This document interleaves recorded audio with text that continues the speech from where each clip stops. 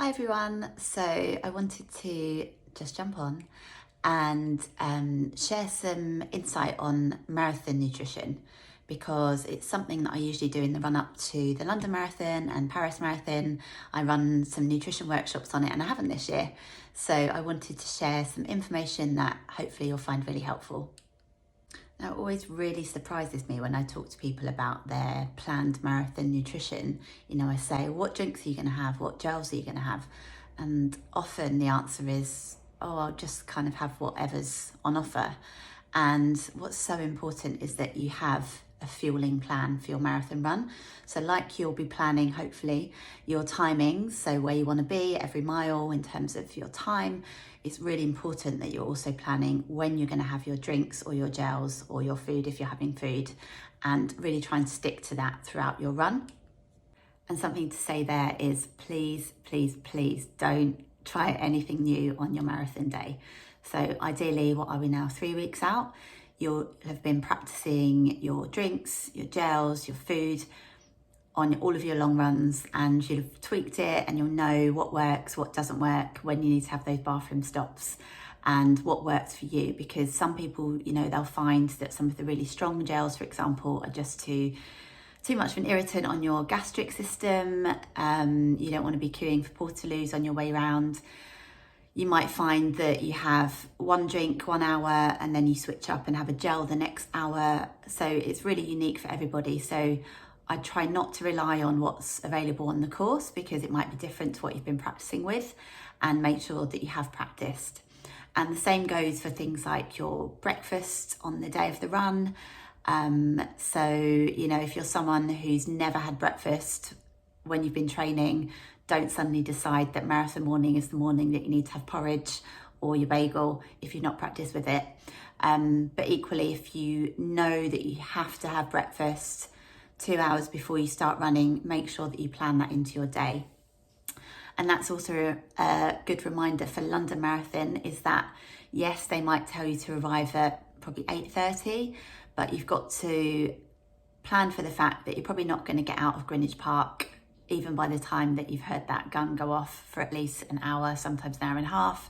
So something that I did when I did the London Marathon is I made sure I had my breakfast at home, and then I made sure I have some snacks already for me in the park, because I knew that by the time I then started running, that could be 3-4 hours after my breakfast. So my blood sugar level is going to be pretty low. So planning snacks like you're planning a long journey is really important. Next up, I'd say en route, and you're going to get bored of me banging on about this, but really do stick to your drinks and gels and fueling schedule. So what I did, it's really geeky, but when I went to the Marathon Expo, you get a wristband with your timings that you want to stick to. So if you're going for a 4.5 hour marathon, it will say, right, at this mile, you should be at this time. I'm sure it's far more techie than that now, and it's probably all on apps and stuff. But if you're old school and you have it written down somewhere, maybe just write on your arm your timings.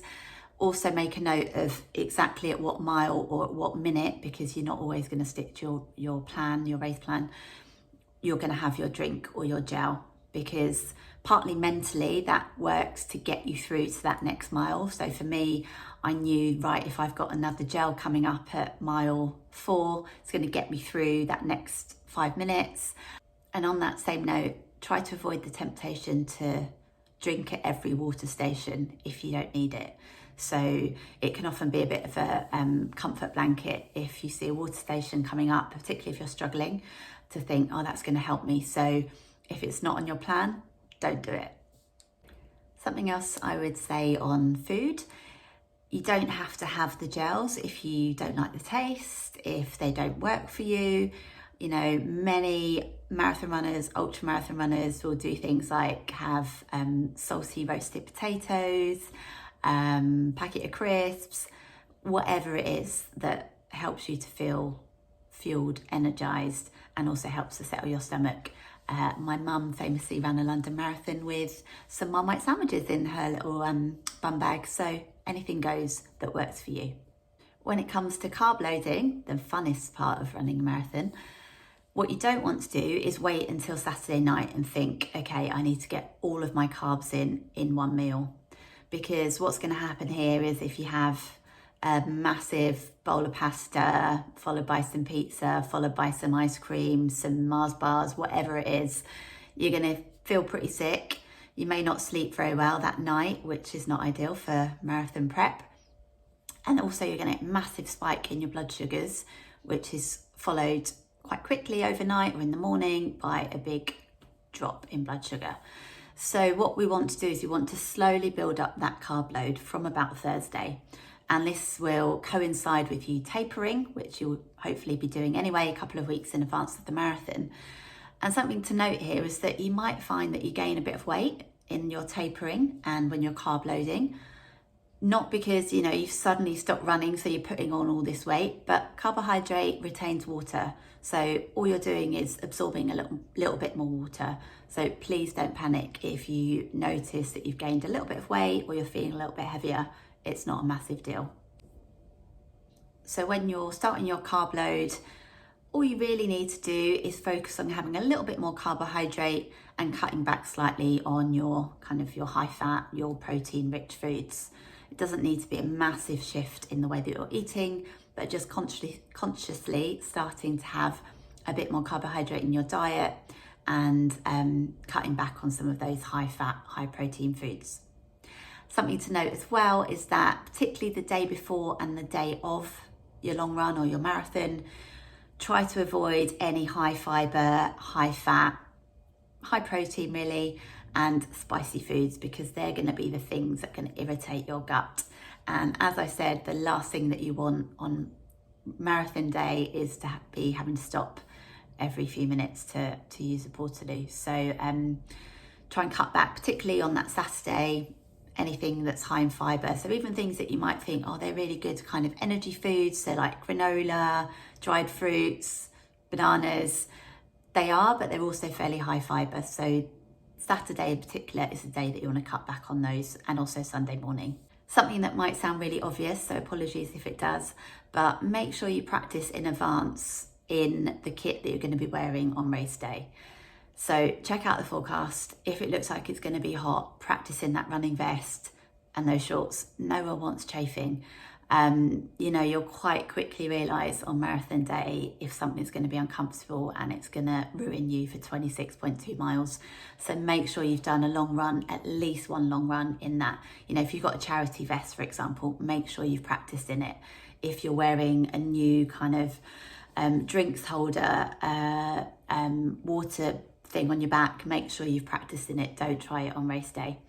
And on that note, make sure you get your name printed on your t-shirt, particularly if you appreciate a crowd and you need a bit of an ego boost as you run round. Honestly, it got me around 25 miles.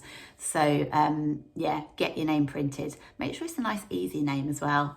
People always shout out the easy names. Know where your friends and family are going to be on the course if you're lucky enough to have supporters, but try not to rely on them for your jelly babies or your water or your Lucozade, because it's so common to lose them and it's really stressful, not only as the runner but also as a supporter. I know we lost my mum halfway around the marathon, and it was probably the most stressful 2 hours of mine and my sister's lives. So yeah, it's great to have supporters. Find out where they are, because they'll give you that boosts as you're coming up to see them, but try not to rely on them for anything that's essential. Top tip, number one top tip, wear sun cream on your lips. Post-marathon, you've made it, you've done it, you're ecstatic, you cross that finish line. Try and resist the urge to just completely stop moving. I know it's the last thing you're going to want to do is spend more time on your feet. But if you think about it, you've been moving consistently, probably for over 4 hours for most of you, maybe 5, maybe 6. And for your body to just suddenly completely stop is going to be quite a shock, particularly if you found it in you to have that sprint finish. So if you can, try and keep moving, even if it's just a really slow walk. You're going to have to walk anyway, probably, to get your kit bag and then meet your people.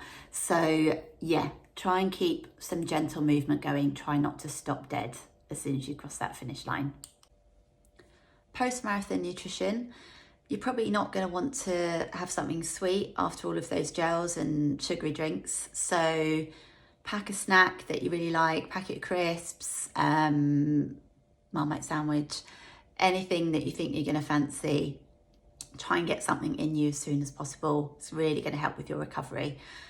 Drink as much as you can. Try to avoid getting straight on the beers. Obviously have a celebratory drink, but make sure you focus on your rehydration. It's going to make the next few days much more bearable. And then enjoy the rest. So some experts recommend that you rest 1 day for every mile that you've run in the marathon. So 26 days of rest. Obviously not complete rest. Active recovery is going to be really important. So doing some light exercise, perhaps book in for a swim, bit of yoga, but yeah, don't beat yourself up if you don't want to run again for a good few weeks. And yeah, enjoy the day. It's one of the most incredible experiences that I've ever had. And yeah, just embrace the crowds. Try not to listen to your headphones. It makes such a difference. And good luck.